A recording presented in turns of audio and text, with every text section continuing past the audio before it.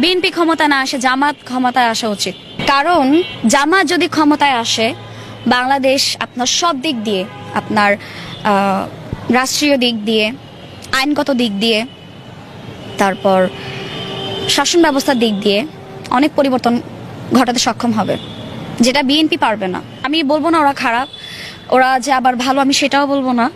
কারণ অবশ্যই ওদের অবদান আছে 36শে জুলাইতে, না হলে তো আমরা এখানে আসলে সবারই অবদান আছে কম বেশি। জামাত ক্ষমতায় আসলে দেশে অনেক কিছুই পরিবর্তন হবে, যেটা মানে বিএনপি আওয়ামী লীগ চায় না।